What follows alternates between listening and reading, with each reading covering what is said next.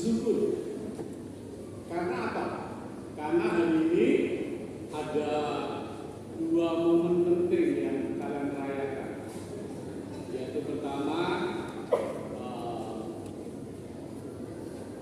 mengawali awal tahun ajaran 2024-2025 dan sekaligus merayakan apa kalian?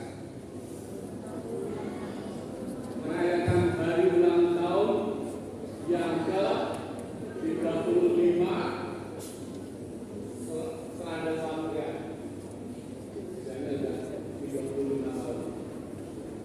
Ya, saya kira bahwa kedua peristiwa ini memberi kita kesempatan untuk melihat ke belakang dengan penuh syukur atas berkat-berkat yang Tuhan Allah berikan kepada kita, serta menatap ke depan dengan pengharapan dan semangat baru untuk kami percaya Engkau yang memulai pekerjaan yang baik dalam diri kami dan akan setia untuk menyelesaikannya dengan kerantaraan Tuhan kami Yesus Kristus Putra-Mu yang hidup dan berkuasa bersama Hidup dan Persatuan Roh Kudus Allah sepanjang segala masa. Sama Rasul Yohanes. Anak-anakku yang terkasih, marilah kita saling mengasihi, sebab kasih itu berasal dari Allah. Dan setiap orang yang mengasihi lahir dari Allah dan mengenal Allah. Barang siapa tidak mengasihi, ia tidak mengenal Allah, sebab Allah adalah kasih. Dalam hal inilah kasih Allah dinyatakan di tengah-tengah kita, yaitu bahwa Allah telah mengutus anaknya yang tunggal ke dunia supaya kita hidup olehnya. Inilah kasih itu, bukan kita yang telah mengasihi Allah, tetapi Allah lah yang telah mengasihi kita dan telah mengutus anaknya sebagai sili bagi dosa-dosa kita. Anak-anak yang terkasih, jikalau Allah sedemikian mengasihi kita, maka haruslah kita pun saling mengasihi. Tidak ada seorang pun yang pernah melihat Allah, tetapi jika kita saling mengasihi, Allah tetap di dalam kita.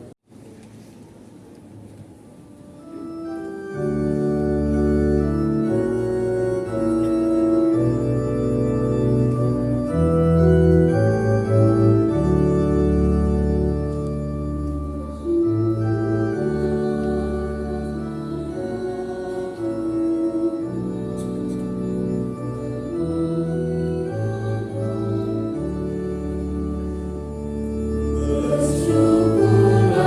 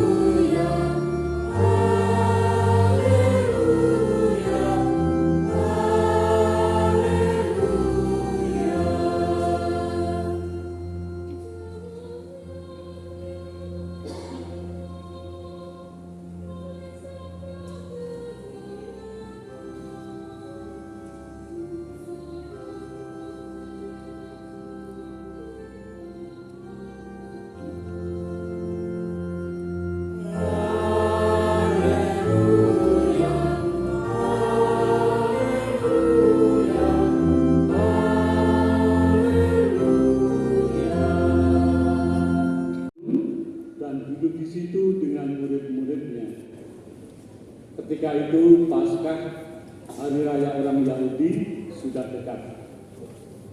Ketika Yesus memandang sekelilingnya dan melihat orang banyak berbondong-bondong datang kepadanya, berkatalah ia kepada Filipus, "Di manakah kita dapat membeli roti supaya mereka dapat makan?"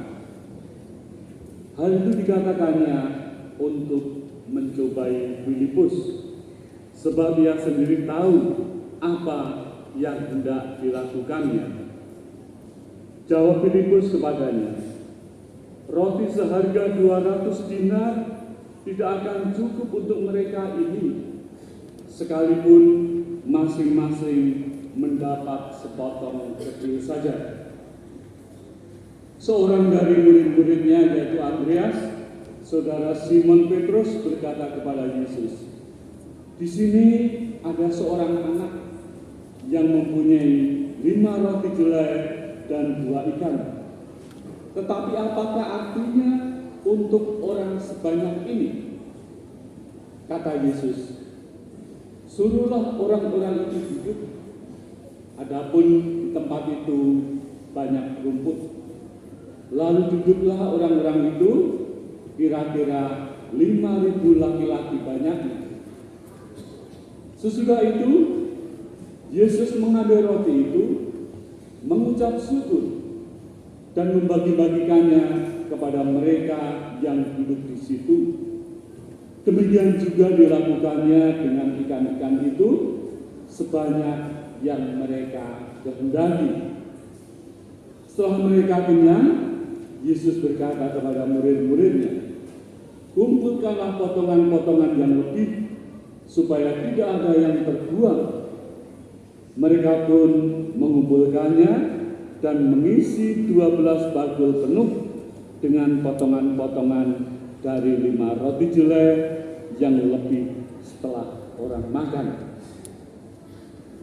Ketika orang-orang itu melihat tanda mujizat yang telah dilakukan Yesus, mereka berkata, "Dia ini adalah benar-benar nabi yang akan datang ke dalam dunia."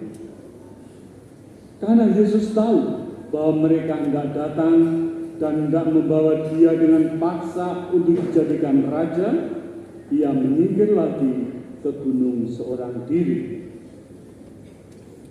Demikianlah sabda Tuhan.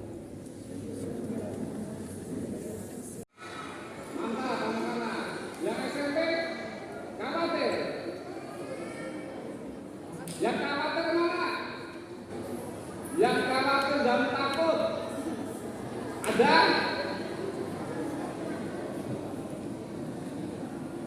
Bisa jadi muncul perasaan-perasaan seperti itu. Nah, kita akan mengambil pelajaran dari perikop Injil yang kita dengarkan pada hari ini, dan juga kita dengarkan dalam misa minggu kemarin baca Injil ini. Siapa kemarin yang ikut misa? Bacaannya Injil sama enggak? Tentang apa? Nah, ayo tentang apa? Tadi yang baru didengar.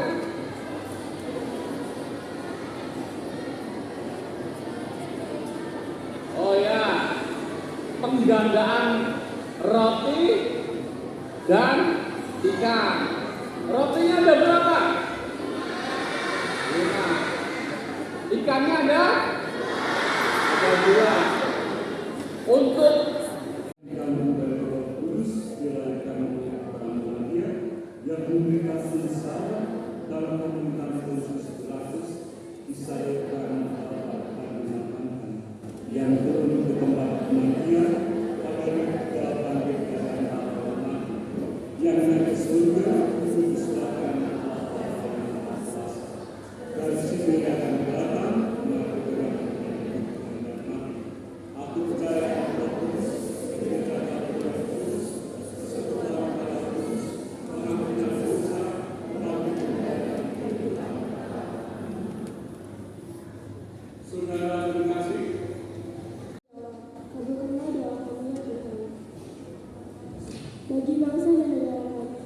Ya Bapa, kami berterima kasih kepadamu karena telah diberikan tanah air yang kaya dan subur.